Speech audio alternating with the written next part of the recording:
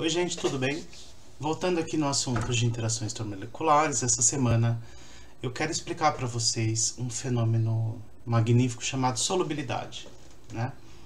Quando você coloca um sal na água, qualquer criança de ensino fundamental vai falar que o sal desapareceu, né? Você já sabe que o sal sofre uma dissociação, se ele for iônico. Se for açúcar, que é molecular, ele vai sofrer uma dissolução, ele vai só dissolver. Ou se ele for um ácido, né, coisa que vocês vão estudar mais para frente, ele vai sofrer uma ionização.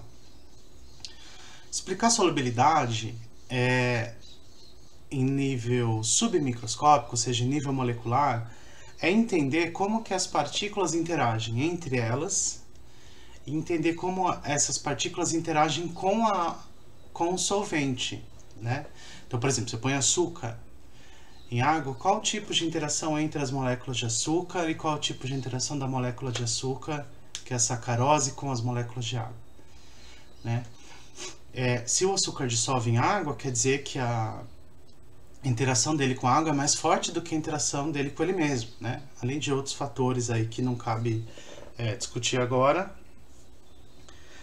Fato é que explicar por que dissolve ou por que não dissolve não é uma tarefa muito fácil, só que é o nosso objetivo da aula de hoje, tá? Então, ao final dessa aula, eu espero que você saiba explicar por que algumas coisas são solúveis em água, outras não são, ou porque algumas coisas são solúveis em óleo e outras não são. E para explicar a solubilidade, nós precisamos estudar a geometria molecular, né? Nós estudamos na aula passada a geometria molecular, e na aula de hoje eu vou trazer aqui dois modelos novos para vocês, chamados de eletronegatividade e polaridade, certo? Então vamos lá. A gente sabe, por experimentação, que o óleo não dissolve em água, né? Mas que a água dissolve o açúcar, que é a sacarose, né? Essa substância aqui, o tetracloreto de carbono, né? Ela é uma substância que a gente tem no laboratório, e ela não dissolve em água também. Só que o tetracloreto de carbono, se eu misturar ele com óleo, os dois dissolvem, né? Então a gente tem um padrão aqui, né? Ao mesmo tempo que a água não dissolve no óleo e não dissolve no tetracloreto de carbono, o tetracloreto de carbono acaba dissolvendo no óleo. Então dá a impressão aqui que você tem um grupo de substâncias que se dissolvem e outros que não se dissolvem, né? E como determinar, como descobrir quais são e por quê. Vamos lá. Então, primeiro, você tem que ter em mente a aula passada, né, sobre a geometria molecular. A geometria é um fator determinante para descobrir se a molécula vai ser polar ou não, e se ela vai ser polar ou não, vai ser determinante também para saber se ela vai dissolver. Então eu só vou colocar essa tabela aqui para a gente relembrar a aula passada, né? Se eu tenho dois átomos numa molécula, a geometria é linear, né? Independente de ter esse par de elétron não ligante seria no átomo central, e aqui a gente não tem nenhum átomo central, né? Tem dois átomos ligados, né? A geometria linear, que tem esse jeitão aqui com esse ângulo de 180 graus, e ela é reta. Agora, se eu tenho três átomos, ela vai ser linear se não sobrar elétron no átomo central, mas ela vai ser angular se sobrar elétron no átomo central, que é o caso da água, né? O oxigênio tem 6 elétrons, 2 deles estão aqui ligando, e os outros 4 ficam sobrando, que faz com que a molécula fique tortinha, e o nome da geometria muda para angular. Com 4 átomos ou 3 ligantes é trigonal plana, se não sobrar elétron no átomo central, mas se sobrar elétron no átomo central, vai ser piramidal, porque esses dois elétrons que ficam aqui em cima, eles entortam, eles empurram os elétrons que estão ligando para baixo, fazendo com que a geometria deixe de ser plana e fique mais parecida com uma pirâmide. E por fim, com 5 átomos, o nome da geometria é tetraédrica. Tá vendo que eu ainda tenho a base piramidal, mas eu tenho uma anteninha aqui. Então essa geometria a gente chama de tetraédrica, certo? Isso foi o que nós vimos na aula passada. A aula de hoje eu vou trazer o conceito de eletronegatividade. Eletronegatividade, gente, é a capacidade do átomo de atrair um elétron quando ele está fazendo uma ligação covalente.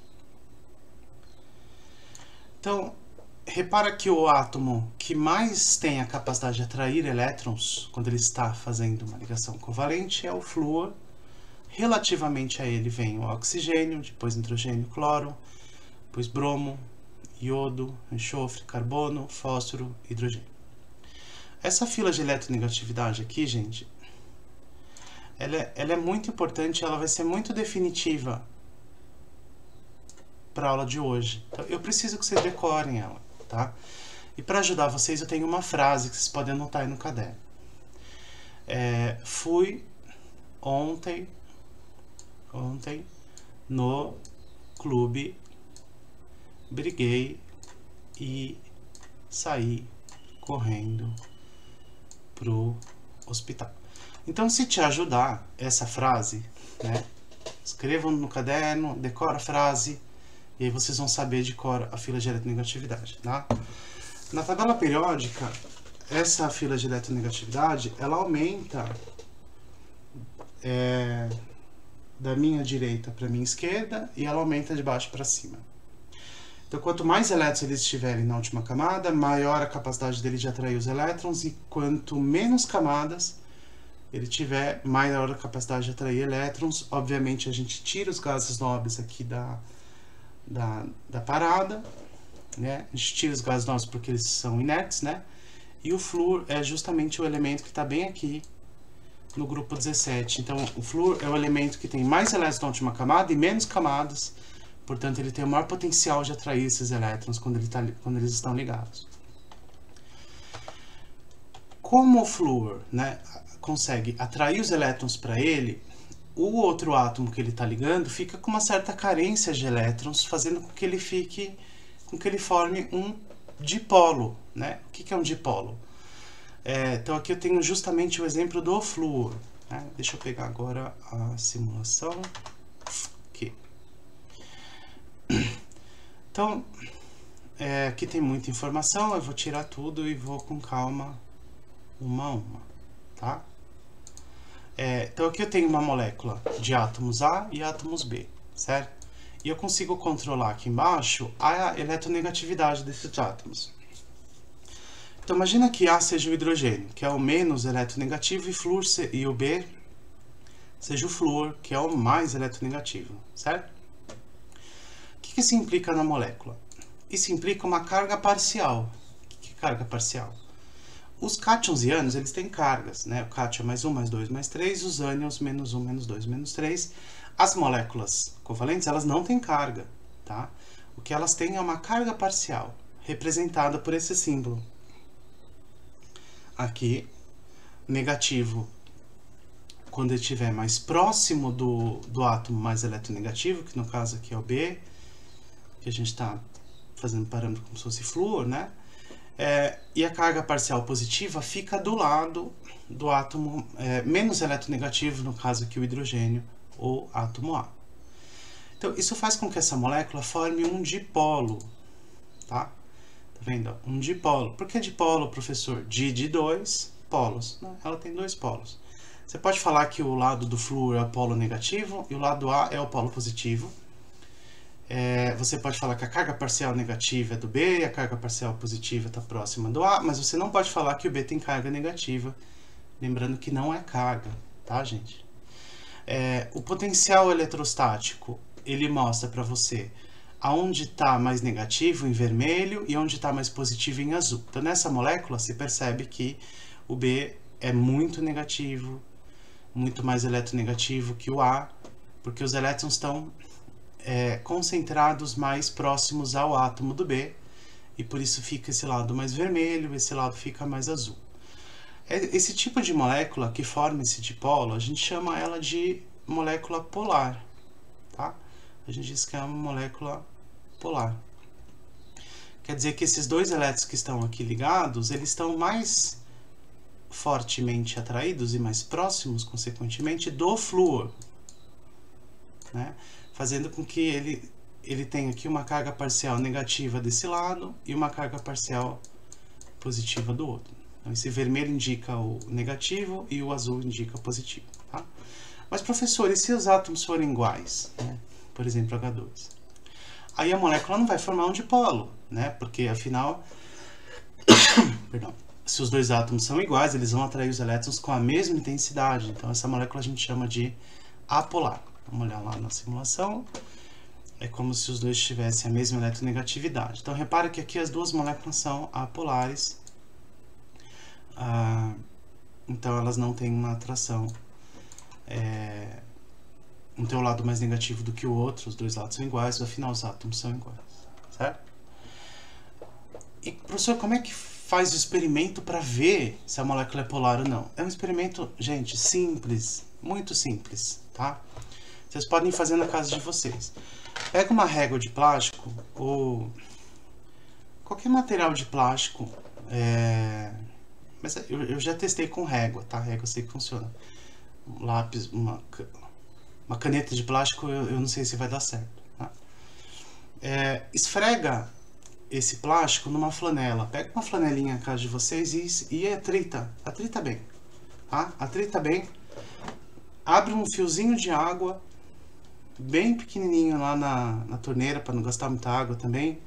E depois que você atritar a régua, sem encostar na água, só aproxima dela e você vai ver o que acontece, tá? Eu não vou fazer experimento agora, eu vou fazer experimento talvez na semana que vem, ou coloque algum vídeo aqui para vocês, mas é uma tarefa que vocês têm para fazer agora, é fazer esse experimento em casa. Pega uma régua de plástico, atrita bem ela e aproxima ela, tá aqui, então a torneira tá aqui aberta, aproxima ela do fio de água e fica observando para ver o que acontece com o caminho da água caindo ali, para ver, e aí você vai ter uma ideia melhor de como se estuda a ideia de ser polar ou apolar, né?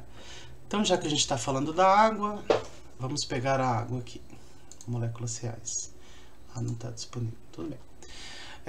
A água, ela tem o oxigênio, que aqui está sendo chamado de átomo B, como mais eletronegativo, e dois átomos de hidrogênio, aqui chamados de A e C, como os menos eletronegativos, né?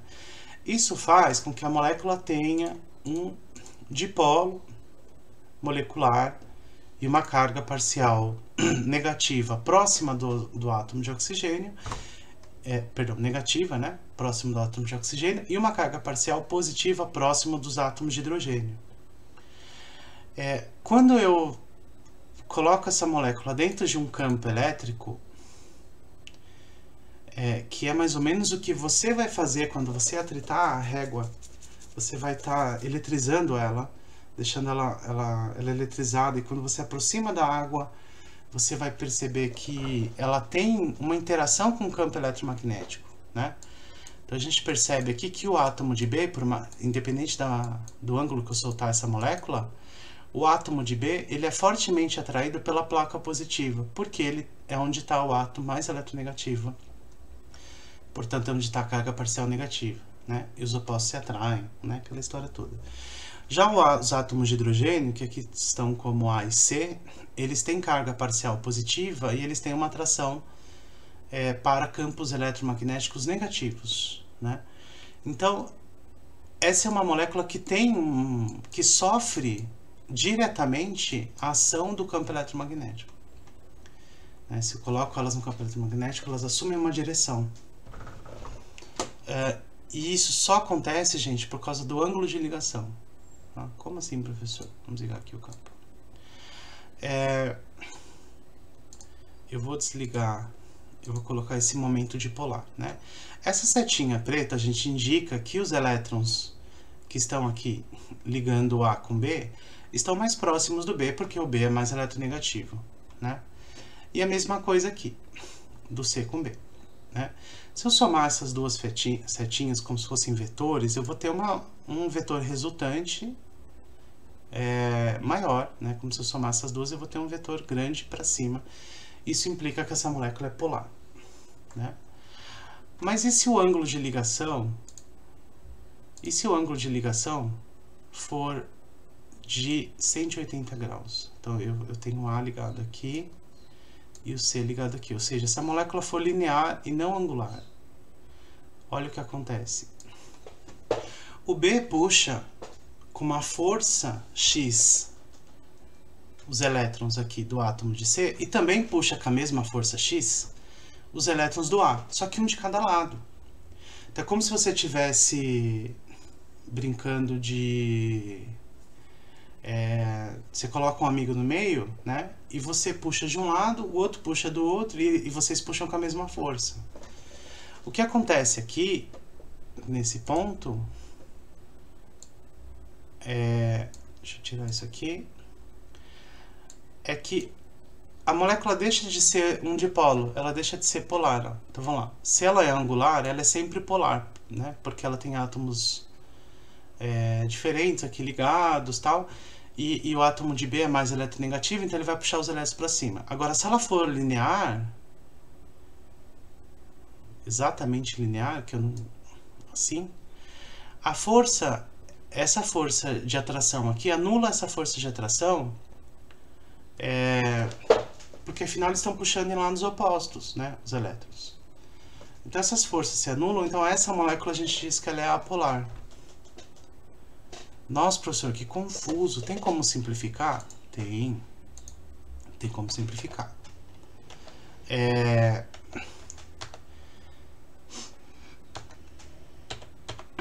Então só para esses slides eu vou colocar para vocês, tá, gente? Na aula, aqui só tá o que eu falei lá no simulador, tá? Que as moléculas polares, elas têm um momento de polo representado por esse uzinho, diferente de zero, tá? Esse momento de polo é essa seta aqui, né? Ela tem algum valor, no ensino médio a gente não costuma calcular, mas... então as moléculas de polo são as que têm um momento de polo diferente de zero, são as que têm carga parcial, são as que têm dois polos, são as que têm uma região mais negativa e outra mais positiva, certo? Importante aqui que eu coloco que todas as moléculas são neutras, né? Quem tem carga são cátions e ânions. As moléculas todas são neutras, então nunca chame isso aqui de carga, chame isso aqui de carga parcial, tá? É isso que está escrito aqui. Agora, quando todos os ligantes, quando não tiver um lado mais negativo que o outro, a gente diz que a molécula é apolar, ou seja, ela não tem carga parcial. Quer dizer que o momento de polo dela é zero. Aqui eu dei o exemplo do BF3. Deixa eu pegar aqui. Aqui eu tô sem moléculas reais, tá, gente? Porque eu tô sem essas moléculas reais. Mas logo quando voltar a funcionar a gente usa. Aqui, né, eu consegui tirar um print aqui a tempo. O BF3, ele tá aqui o átomo de boro, né, que tem 3 elétrons, faz 3 ligações. Então a geometria dele é trigonal plana, porque não sobra elétrons no átomo central. Ele foge à regra do octeto, porque ele estabiliza com 6 elétrons. Tudo isso eu contei na aula passada, né? Então veja como o ângulo interfere na polaridade. Esse átomo de flúor puxa para cá com uma força, esse átomo de flúor puxa para cá com a mesma força, e esse átomo de flúor puxa para cá com a mesma força. Se eu somar as 3 setas, gente, como elas são opostas no ângulo de 120 graus, dá zero, né? É como se eu tivesse 3 pessoas puxando essa caneta, uma aqui, uma aqui, uma aqui e uma aqui embaixo, só que as 3 puxando com a mesma força, então a caneta não vai para lugar nenhum, né? Por isso ela é apolar. Então eu vou simplificar tudo isso que eu falei, que eu quero que vocês saibam, decorem, mas eu não quero também eu quero que vocês saibam de onde vem essa regra, tá? Para simplificar tudo isso que eu falei, né, você precisa ter em mente que a polaridade depende tanto da diferença de eletronegatividade quanto da geometria das moléculas. Aí, simplificando, né, quando a geometria for angular e piramidal, ou seja, sempre que sobra elétron no átomo central, né, essas duas geometrias elas só acontecem quando sobra par de elétrons no átomo central. Lembra que forma aquela nuvenzinha, tá? É sempre polar. É impossível. Mesmo moléculas de átomos todos iguais, por exemplo, o ozônio. O ozônio é O3. Você tem oxigênio aqui, oxigênio aqui, oxigênio aqui, ligado angular, né? O oxigênio que está no meio, que está fazendo duas ligações, ele tem que fazer mais ligações com os outros. Então isso foge à regra do octeto, tá, gente? Ele faz quase 4 ligações, né? Então ele fica com uma carência de elétrons, então ele fica mais eletropositivo, e os oxigênios das pontas ficam mais eletronegativos, então é uma molécula polar, é um dipolo, tá? Então, se você aprendeu na aula passada a determinar a geometria molecular, ficou fácil para você agora, repare, ficou muito fácil para você agora determinar se é polar ou não. Porque assim que você olhar que é angular e que é piramidal, você vai falar, é polar, né? Já nas geometrias linear, trigonal plana e tetraédrica, ou seja, quando não sobra elétron no átomo central, você vai adotar uma regra muito simples. Se os ligantes, aqueles átomos que estão ligando no átomo central, forem iguais, você vai falar que é apolar. Se os ligantes forem diferentes, você vai falar que é polar. Calma que eu vou dar exemplo, tá? Então, aqui se for H2, H com H é apolar porque são ligantes iguais. Aqui se for HF, são ligantes diferentes, portanto é polar, né? Aqui, se for um CO2, né, o carbono aqui, O aqui e O aqui, você vai falar que é apolar porque tem ligantes iguais. Os dois átomos de oxigênio são iguais. Mas se for o HCN, por exemplo, né, tem um H, simples C, tripla N. Aí é polar, porque tem ligantes diferentes. O nitrogênio é mais eletronegativo que o carbono, então ele vai atrair os elétrons para cá, e o carbono é mais eletronegativo que o hidrogênio e vai atrair os elétrons para cá, fazendo com que tenha um dipolo negativo próximo ao átomo de nitrogênio e um dipolo positivo próximo ao átomo de nitrogênio aqui e aqui hidrogênio, certo? Um outro exemplo é a trigonal plana, né? Se for um BF3 é apolar porque os átomos de flúor são iguais, puxam os elétrons com a mesma força, mas se eu tiver ali um BF2Cl, por exemplo, né? Aqui eu tenho um átomo de flúor, aqui outro de flúor e aqui um de cloro. Aí esse átomo de cloro, ele não atrai os elétrons com a mesma força que o de flúor. Lembra que o de flúor é o mais eletronegativo de todos, né? Fui ontem no clube. Então, aqui eu vou ter um dipolo negativo desse lado e um dipolo positivo desse lado, porque o átomo de flúor é mais eletronegativo, então essa molécula fica polar. Então veja que o porquê que eu estou simplificando isso, né? Mas vejam de onde vem, tá? Porque eventualmente eu vou pedir para vocês explicarem o porquê, tá, gente? Explicar o porquê é sempre... Você tem que usar dois motivos, tá? Tanto a diferença de eletronegatividade quanto a geometria para explicar por que é polar e por que é apolar, tá? E a mesma coisa para a tetraédrica. Se for um CH4, vai ser apolar. Se for um CH2Cl2, vai ser polar. Então, se eu tiver ligantes diferentes, polar. Ligantes iguais, apolar. É uma simplificação que funciona perfeitamente para tudo que a gente está vendo agora, tá? Mas, professor, por que eu vou perder tempo da minha vida explicando o que é polar, o que é polar? Por que isso me serve? Serve para explicar a solubilidade das substâncias. Veja bem, a água, como a gente viu, ela é angular, portanto, ela é polar, né? Ela é polar. O óleo, gente, ele é um hidrocarboneto derivado de petróleo ou de outros seres vivos, né? Mas ele basicamente tem só carbono e hidrogênio, e isso faz com que o óleo seja uma substância apolar. Professor, eu não sabia disso. Calma, né? Só por não saber que não dissolve em água, você já tem como deduzir que ele é uma substância apolar. Porque a definição de solubilidade é a seguinte: polar dissolve polar, é o caso da água com a sacarose, né? Se o açúcar dissolve em água, quer dizer que ele é polar também. E apolar dissolve apolar, né? O óleo vai conseguir dissolver o tetracloreto de carbono. Então, explicando de novo com mais calma, né? A água e a sacarose são polares, portanto eles dissolvem um no outro. E o tetracloreto de carbono e o óleo são apolares, portanto eles dissolvem um no outro, né? Agora, se eu misturo água com tetracloreto de carbono, eu tenho um polar e um apolar. Aí não dissolve. Aí forma uma mistura heterogênea, né? Mesma coisa óleo e água, né? O óleo é apolar e ele não dissolve na água que é polar, certo? E aí dá para você extrapolar para a vida de vocês, né? A tinta da parede, ela é polar ou apolar? Né? Ela dissolve em água? Quando chove, a tinta dissolve na água e vai pelo ralo ou não? Né? Não, né? Imagina, seria uma tinta muito ruim. Então a tinta é um composto apolar, inclusive vem do petróleo, né? Importante você saber que hidrocarbonetos são apolares, né? Que são compostos formados por hidrogênio e carbono. Eles são apolares. Mas tirando isso, eu não vou trabalhar com vocês a polaridade de moléculas maiores. Eu vou deixar isso para o professor de orgânica de vocês lá no terceiro ano. Tá? Por enquanto eu vou trabalhar com as moléculas pequenas, com exemplos mais palatáveis, mais palpáveis, ok? O que falta aqui? Não falta mais nada.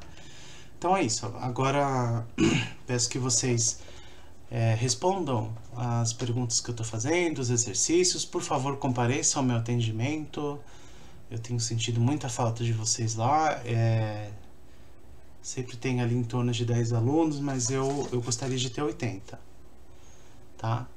Nesses atendimentos eu tenho feito um resumo de aula, além de tirar dúvida. Às vezes eu resolvo um exercício ou outro. E às vezes ele acaba rapidinho, em 20, meia hora eu termino o atendimento, consigo esclarecer as dúvidas de todo mundo e segue a vida, tá? Então é isso, gente. Boa semana para vocês, um ótimo estudo e a gente se vê segunda-feira às 18 horas. Tchau, tchau.